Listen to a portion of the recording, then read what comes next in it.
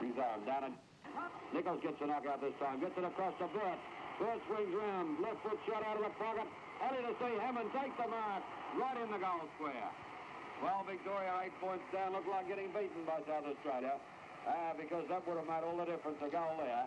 But Hammond, playing very, very solidly in defence, has taken this mark right on the back, right in the goal square. Hammond sends it high towards that outer flank, looking for the boundary line naturally. The pack flies high, it's knocked away.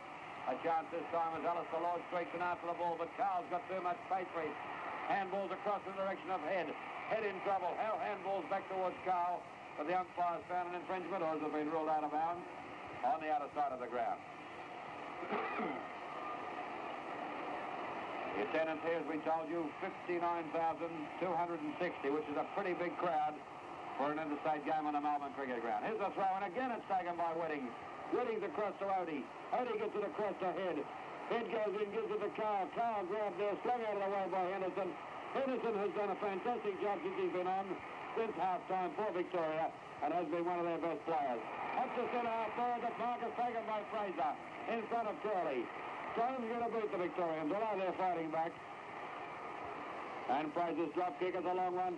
Down towards Wade. Hammond hanging on to Wade. The umpire missed it, but the brilliant Skilton chips in there. Picks it up and rolls from within point range.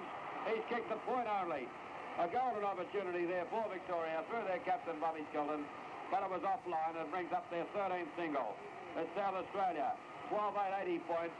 Victoria, 10-13-73. Been playing 29 minutes. No hope, Victoria. Unless the umpire, they know the timekeepers very well. They'll go for another 2 or 3 minutes. The ball been kicked out by Hammond, been a star. Coming in very, very hard. Dixon to fly like the big fellas, but he wasn't big enough to grab that catch. Sacks on the middle. The umpires have given him a Montgomery. Has been a flare up by Barassi. Barassi hasn't been a star for sure with Victoria. And we find Eustace.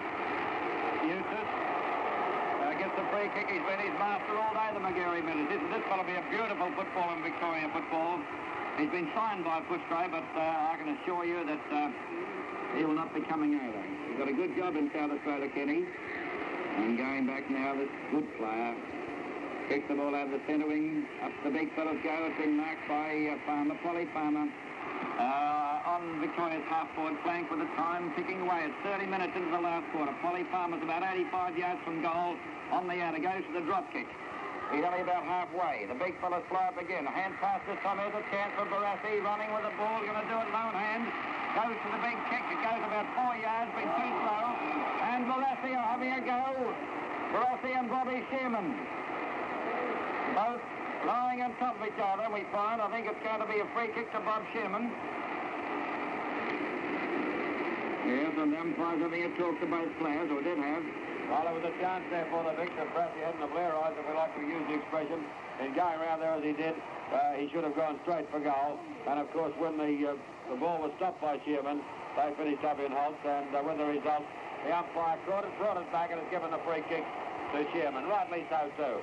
Now, Shearman will take his time about this, naturally, because that scoreboard still shows a 7-point advantage to South Australia. Shearman goes round the outer flank looking for Carl. And he's found him, too. And there's the siren. And South Australia have beaten Victoria at their own game. And they're jubilating. Look at them. You'd have thought they'd won a premiership. They're hugging one another and carrying on. And rightly so, because they've put on a colossal performance today. Apart from one quarter when Victoria came back. That was the third quarter. All credit must go to South Australia.